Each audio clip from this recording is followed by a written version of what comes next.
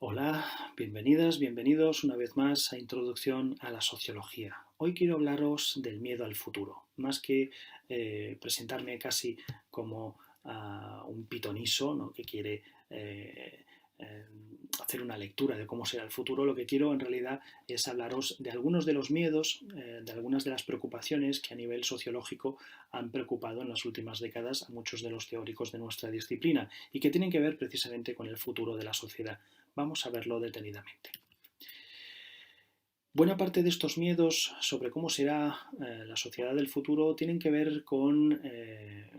la falta de valor o la falta de reconocimiento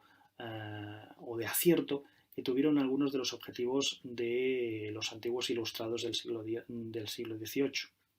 En efecto, muchos teóricos de la Ilustración vaticinaban que buena parte de los nuevos valores humanistas que se iban a implementar en las reformas sociales de la era moderna tendrían consecuencias muy favorables, muy beneficiosas para toda la sociedad y tendrían que ver con conseguir la paz mundial en todo el planeta, abolir las diferencias de clase o acabar dominando las fuerzas de la naturaleza en beneficio, en pro de la humanidad. Bueno, son objetivos en efecto muy deseables, muy ilusionantes, pero difícilmente conquistables. Y en efecto, un par de siglos después nos dimos cuenta de que estos objetivos ilustrados pecaban de cierta ingenuidad. Prueba de ello tendría que ver con el cambio de siglo. Entre el siglo XX y el siglo XXI no hubo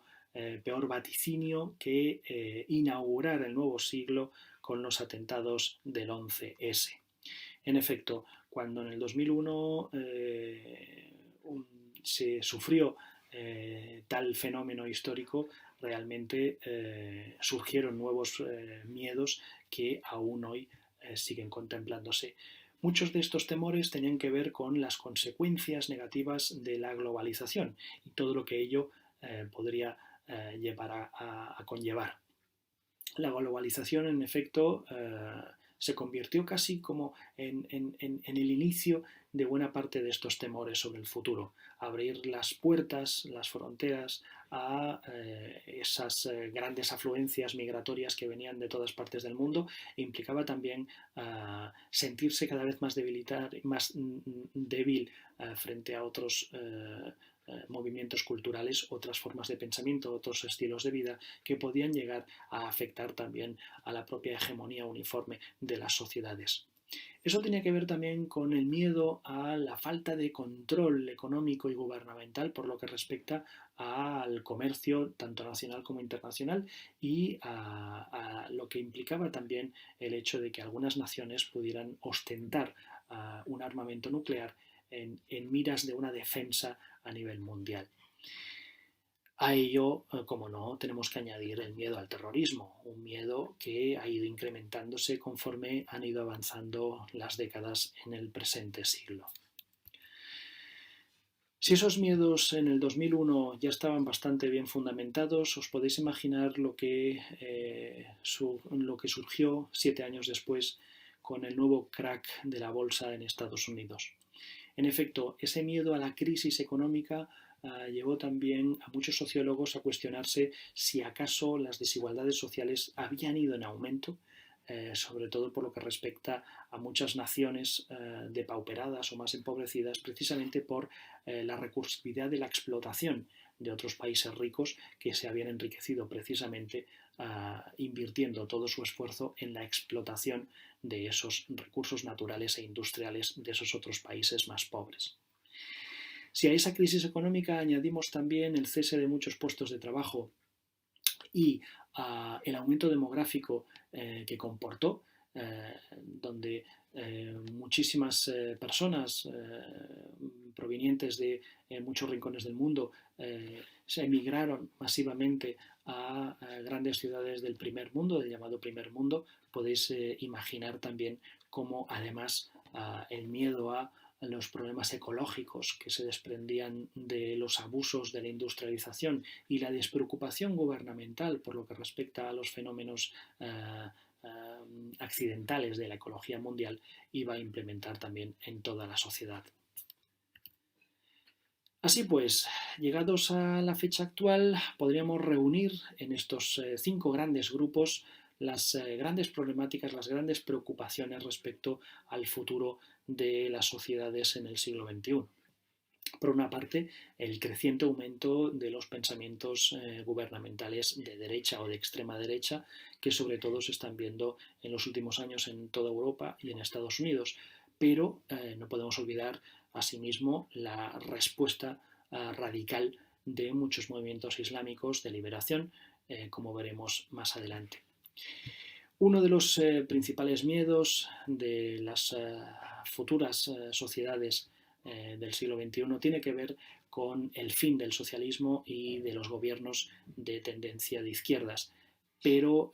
eso va a comportar a la larga la instauración de nuevas formas de gobierno totalitarista, un nuevo autoritarismo que tendría que ver por una parte con ese aumento de la derecha de la que hemos hablado y por otra parte un descrédito de lo que eran hasta hace poco los gobiernos sistematizados o apoyados sobre los valores democráticos. Sobre este último punto, sobre el descrédito por lo que respecta a la democracia, tenemos un ejemplo muy claro en España en lo que fue en el año 2011 con el movimiento de los indignados. Muchos de estos movimientos, y el movimiento de los indignados serviría como ejemplo paradigmático, surgieron de plataformas ciudadanas que se presentaban como alternativas a formas de gobierno más oficiales. En efecto, muchas de estas plataformas ciudadanas, apoyadas además por organizaciones no gubernamentales y otras entidades humanitarias y sociales, lo que hacían era manifestar su rechazo hacia gobernantes, hacia políticos que se consideraba que no representaban al pensamiento del ciudadano medio. Es como si los gobernantes no correspondieran con las peticiones y los deseos, las exigencias de toda la sociedad. Por otra parte, muchas de estas plataformas lo que reivindicaban era un control ético de las leyes de mercado y una mayor preocupación respecto a las reformas socioambientales que competen a buena parte de las sociedades. Por otra parte, con el cambio de siglo, principios del siglo XXI, la organización, la orquestación, la cohesión de estas plataformas va a tener en las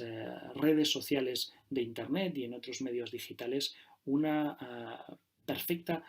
cohesión, un perfecto canal de comunicación para poder llegar de manera más inmediata y más masiva a cuanta más gente mejor. Cuando el mismo año, en 2011, una autoridad como Joseph Days, presidente de la Asamblea General de la Organización de Naciones Unidas, de la ONU, manifestó públicamente su adhesión con el movimiento de los indignados, realmente eso fue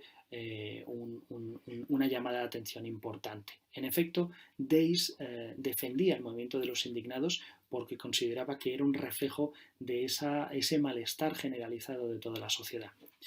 Al poco tiempo, otras voces de figuras importantes de la cultura y del pensamiento político y empresarial del mundo se añadieron también a esa adhesión de Joseph Days. Bill Gates, José Mújica o Stephen Hawking, en efecto, consideraron que movimientos ciudadanos como el de los indignados tenían su justo valor de existencia porque reivindicaban un cambio por lo que respecta a un gobierno mundial mucho más responsable con las desigualdades sociales, que se preocuparan precisamente de un reparto de la riqueza en beneficio precisamente de las naciones más depauperadas, más empobrecidas y más necesitadas, y no tanto de esas otras naciones que detentaban el monopolio de las grandes empresas totalitarias del mundo. Pero por otra parte reivindicaban también una vuelta a valores más preocupados por los recursos ambientales que estaban cada vez en mayor marginación en los programas electorales de buena parte de muchos gobiernos mundiales.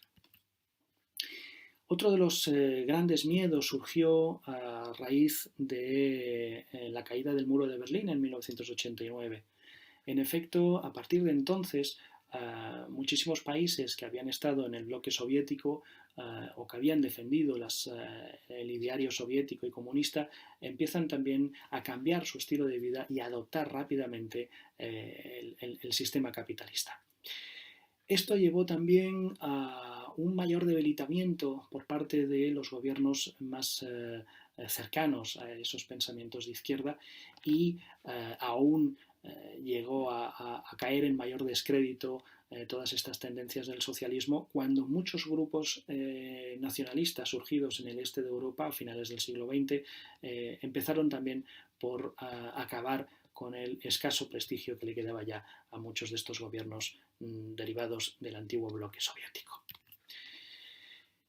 Precisamente de esa decadencia de las izquierdas y de ese descrédito de los gobiernos democráticos empezará a surgir